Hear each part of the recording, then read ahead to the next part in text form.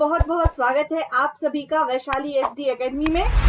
दोस्तों आज हम पढ़ने वाले हैं बुंदेलखंड और बघेलखंड के लोक गायन को। और इसके पहले वाले लेक्चर में दोस्तों हमने मालवा और निमाड़ के लोक गायन पढ़े थे।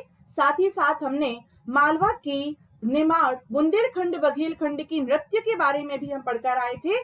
पढ़ा क्या था दोस्तों, हमने याद किया था और मुझे नहीं लगता कि उनको पढ़ने के बाद जो है वो अब आपको याद नहीं होंगे।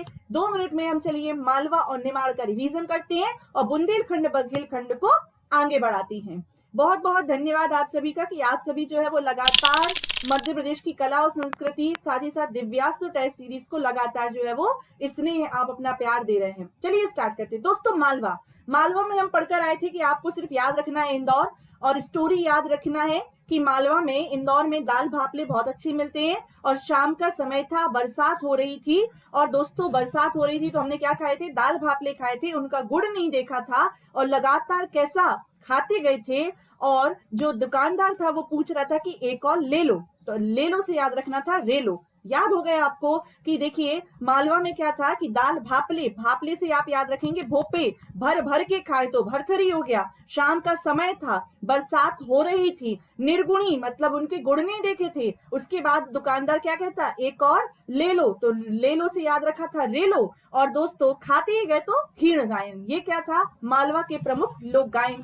फिर हमने देखा था निमाड़ के बारे में कि संत सिंगाजी जो कि नाथपंथी समुदाय के हैं, और दोस्तों कलगी लगाकर क्या हो रहा था? गरबा गरबी डांस हो रहा था। गरबा गरबी गबलन, गरबा गबली गबलन, ये हमने पढ़कर आए थे। फिर हमने देखा था कि जो कलगी तुर रहा है इसे प्रश्नोत्तर शैली पर आधारित होता है। प्रतिस्पर्धात्मक ये गायन है जिसमें 2 अखाड़े बटे होते हैं। फिर हमने देखा था मसाइना को काया खोज गीत के नाम से भी जाना जाता है, जिससे जो कि मृत्यु परक क्या है? गायन है। हमने ये देखा था कि जो गवलन होता है वो रासलीला से संबंधित है, जो गरबा होता है ये स्त्री परक होता है, और जो गरबी होता है ये पुरुष परक गायन है। कहाँ का? निमाड़ का। हमने ये देखा कि पितृ पक्ष पर गाया जाने वाला गायन कौन सा है? तो संजा गीत। साथ ही साथ भरथरी गायन के बारे में हमने देखा था कि जो भरथरी गायन है दोस्तों ये उज्जैन के राजा भरथरी की बात हो रही है, उन्हीं के सम्मान में गाया जाता है, जिसमें दोस्तों सूरजबाई खांडे का नाम सबसे ज्यादा फेमस है। ये हम पढ़कर आए थे अपनी पहली वाली वीडियो में, और आपने वो नहीं देखी है तो जाकर देख सकते हैं। अब हम याद करते हैं बुंदेलखंड और बघेलखंड की। तो जैसा मैंने ये आपको याद करा दिए, अब वैसे ही आपको स्टोरी सुनना है बुंदेलखंड की। दोस्तों बुंदेलखंड के भोले आला ने, देखिए आप जानते हैं कि बुंदेलखंड के लोग जो होते हैं बड़े भोले भाले होते हैं, ऐसा मैं मानती हूँ।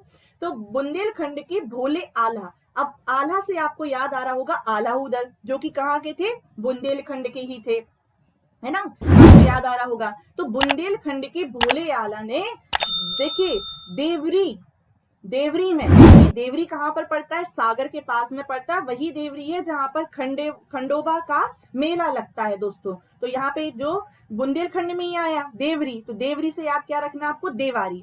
तो दोस्तों और साथ ही साथ आप याद रखेंगे बैरायट, है ना?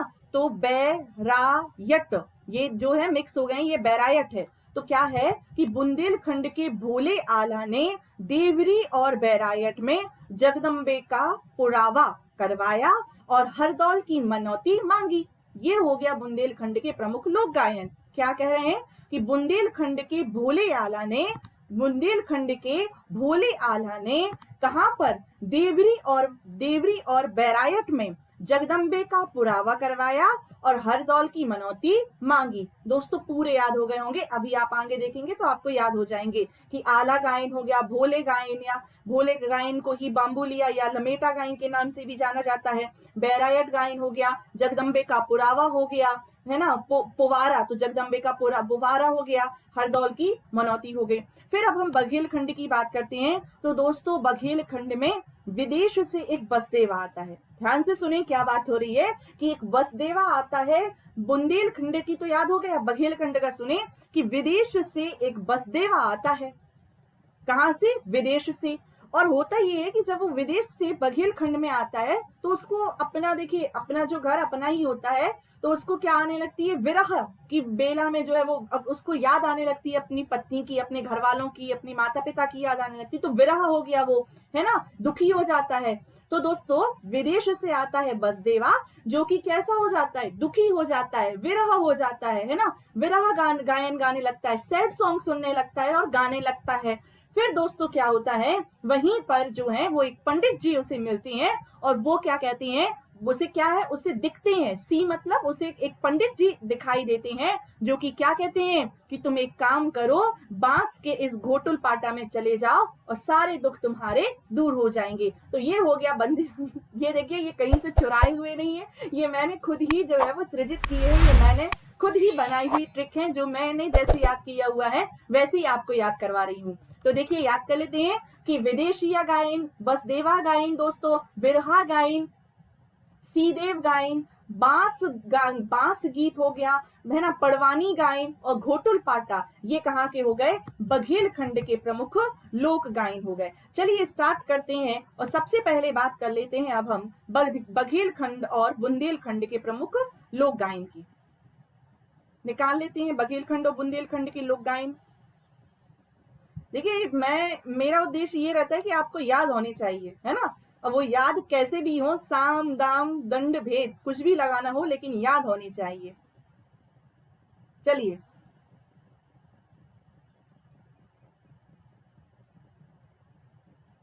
स्टार्ट कर लेते हैं।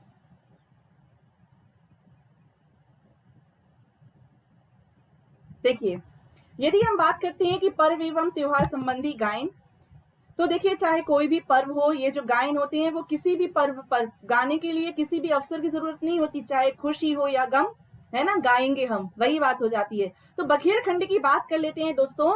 तो बघेली बोली, अवधी बोली से प्रभावित जो बघेलखंड है, यहाँ पर लोकगीत ऊंचे स्वरों में गाए जाते हैं और जिनमें दोस्तों सांस्कृतिक झांकी भी प्रतिबिंबित होती है, सांस्कृतिक झांकी दिखती है। किसी भी एक क्षेत्र की हो दोस्तों, कोई भी क्षेत्र हो, वहां पर दोस्तों गायन ही क्या करते हैं, उसकी संस्कृति को बताते हैं। तो बसदेवा गायन आता है जिसे बघेलखंडी ये गायन है और जिसे हरबोले कहा जाता है। दोस्तों जब बसदेवा आता है ना, और आपको देखा होगा कि वो जो गाते हैं तो वो क्या गाते हैं, श्रवण कुमार की कथाओं का गायन करते हैं, इसी कारण इन्हें कहा जाता है सरमन गायक भी कहा जाता है। तो याद रखेंगे क्योंकि ये श्रवण कुमार की गाथा का वर्णन करते हैं, गायन करते हैं। बसदेवा जिसे हरबोले के नाम से जाना जाता है, ये वही बसदेवा होते हैं जो क्या करते हैं, एक क्वेश्चन आया था कि वह गायन कौन सा है जिसमें दोस्तों सिर पर मोर जो है वो मोर का पंख धारण किया जाता है,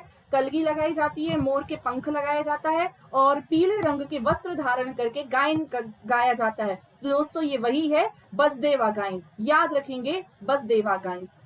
इसके बाद देखिए हम बात करते हैं बसदेवा में, तो वही बात हो गई कि बसदेवा जो है वो सिर पर कृष्ण की मूर्ति रखकर, पीले वस्त्र धारण करके, हाथ में चुटकी, पैजन और सारंगी लेकर क्या करते हैं, तो दोस्तों श्रवण कुमार की गाथा जो है वो गाते हैं, ये आप याद रखें। नेक्स्ट हम बात करते हैं इसमें, इसी के साथ साथ दोस्तों बाबा भोलेनाथ की, रामायण की कथा, है ना, कर्ण जी की कथा, मोर ध्वज की कथा, इन सब की कथा का भी गायन जो है वो बसदेवा गायन में ही किया जाता है। नेक्स्ट आगे देखते हैं बसदेवा गायन के बाद दोस्तों, क्योंकि विदेश से आया था कौन, बसदेवा। अब बिरहा गायन दोस्तों, बिरहा गायन लगभग जो है वो सभी जातियों में बिरहा गायन होता है। और बिरहा गायन दोस्तों यदि हम बात करें तो ये जब आप सैड सॉन्ग सुनते हैं तो आप कहाँ सुनते हैं, सुनसान जगह पर ही सुनते हैं ना, या आप जब परेशान होते हैं तो कहाँ बैठते हैं, सुनसान जगह पर ही बैठते हैं। तो दोस्तों ये जो बिरहा गायन होता है ये प्रायः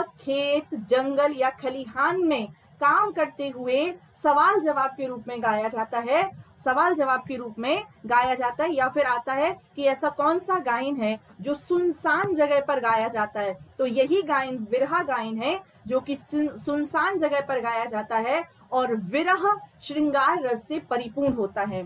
सवाल जवाब के रूप में भी गा सकते हैं कि खेत खलिहान में है और सवाल जवाब के रूप में गा रहे हैं, या फिर दोस्तों जो है वो सुनसान जगह में भी इस गायन को गाया जाता है। दोस्तों नेक्स्ट आता है विदेशिया गायन।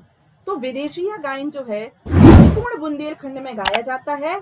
जिसमें गडेरिया है ना, तेली, कोटवार जाति के लोग विदेशिया गायन में दक्षता रखते हैं। तो याद रखेंगे गडरिया जो है और बाकी सभी जातियां हैं, पूरे बघेलखंड में विदेशिया गायन गाया जाता है। ये सबसे ज्यादा लंबा और गंभीर होता है और यह भी कैसा होता है, प्रायः रात में सुनसान जगहों में सामूहिक तौर पर गाया जाता है। तो सबसे पहले हमने देखा कौन सा गायन दोस्तों, बसदेवा गायन देखा, जिसे सरमन गायक गायन के नाम से भी जाना जाता है।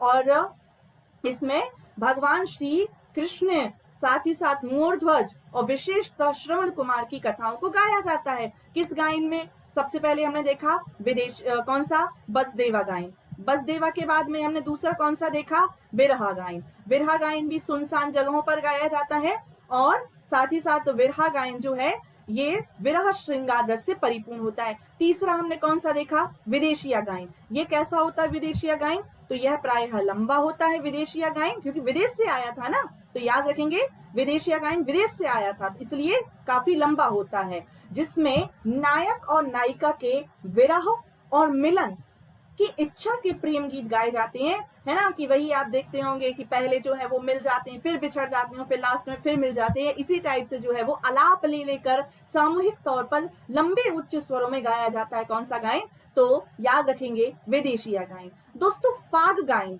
ये जो फाग गायन आता है ये निमाड़ में, बुंदेलखंड में और बघेलखंड तीनों जगह गाया जाता है। कौन सा गायन? फाग गायन। 2020 MPPSC प्रीलिम्स का क्वेश्चन है, जिसमें नगाड़ों पर, जिसका वाद्य यंत्र प्रमुख क्या रहता है फाग गायन का? तो दोस्तों याद रखेंगे नगाड़ा रहता है। क्या रहता है? नगाड़ा रहता है। नेक्स्ट अब हम बात करते हैं नेक्स्ट गायन फाग गायन की। तो दोस्तों ये मुख्यतः पुरुषों के द्वारा गाया जाता है, सामूहिक तौर पर गाया जाता है। नगाड़ा जैसे जैसे दोस्तों बजता जाता है और उसी प्रकार से फाग की जो आलापें हैं वो कैसी होती जाती हैं, बढ़ती जाती हैं। नेक्स्ट अब बात करते हैं बुंदेलखंड क्षेत्र का गायन। और बुंदेलखंड में हमने अभी क्या पढ़ा था, ट्रिक सुनिए आप, कहानी सुनिए इसकी, कि बुंदेलखंड के भोले आला ने, बुंदेलखंड के भोले आल्हा ने कहां पर? देवरी में। कहां पर? देवरी में। तो देवरी में और बैरायट में जगदम्बे का पुरावा करवाया और साथ ही साथ क्या किया था, तो हरदौल की मनौती भी मांगी थी। ये क्या किया था, इनके याद कर लिया था कि बुंदेलखंड में कौन सा होता है। तो सबसे पहले दोस्तों आला गायन। और भोले आला से अभी मैं आपको बताऊंगी कि भोले आला का मतलब ये हुआ कि भोला गायन, जिसे बाम्बुलिया के नाम से जाना जाता है, जिसे लमटेरा के नाम से जाना जाता है, वो आगे आएगा।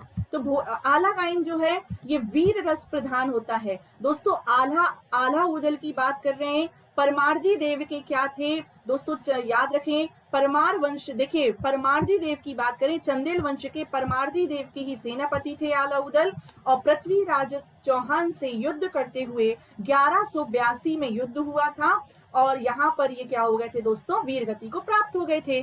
तो आला जो गायन है, जिसमें जो कि किसके द्वारा, कवि जागनिक के द्वारा आला खंड की रचना की गई थी। लगभग 1000 पहले आला खंड की रचना करने वाले जो जागनिक हैं, इन्हीं के लोक गाथा के बारे में आला उदल की ही वीरता का प्रदर्शन करते हुए गायन गाया जाता है।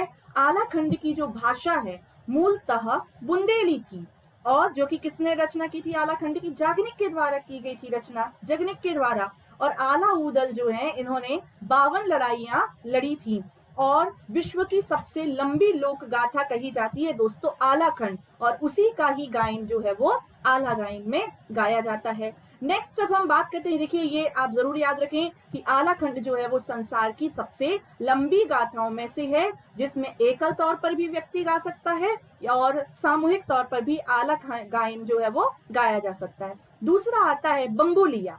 कौन सा? बम्बुलिया। तो जिसे भोला गायन के नाम से जाना जाता है, जिसे लमटेरा गायन के भी नाम से जाना जाता है। तो ये 3 नाम है ना, जैसे एक व्यक्ति का नाम है ना पप्पू है, तो उसी के 2 अलग अलग नाम घर में हो जाते हैं ना, तो बाहर कुछ अलग है, घर में कुछ अलग है और कहीं कुछ अलग है। तो ऐसा ही नाम है दोस्तों कि इसे बम्बुलिया, भोला और लमटेरा, ये तीनों कहा जाता है। और दोस्तों ये बहुत ही इंपॉर्टेंट है क्योंकि धार्मिक परंपरा पर आधारित है। कौन सा? बम्बुलिया गीत। और नर्मदा स्नान को जब नर्मदा परिक्रमा करने जाती है ना, तो नर्मदा परिक्रमा या नर्मदा स्नान करने जब जाते हैं तो सामूहिक तौर पर बम्बुलिया या भोला गीत जो है वो गाया जाता है। इसमें किसी भी प्रकार के वाद्य यंत्र का प्रयोग नहीं किया जाता और खास करके यह श्रावण मास में, शिवरात्रि में, बसंत पंचमी में, मकर संक्रांति जैसे अवसरों पर गाया जाता है। कौन सा गाएं? तो बम्बुलिया, भोला और लमटेरा। मैंने आपको बता दिया कि पप्पू के जैसे 2 नाम और हैं, तो वैसे ही याद रखें। नेक्स्ट दोस्तों, यदि हम बात करते हैं तो इसमें जो है वो बम्बुलिया में भी या भोले गायन में इसमें स्त्री और पुरुष जो है वो प्रश्नोत्तर शैली में गाना जो है वो गाते हैं। नेक्स्ट बात करते हैं बैरायत गायन। दोस्तों बैरायत गायन भी कहाँ का है?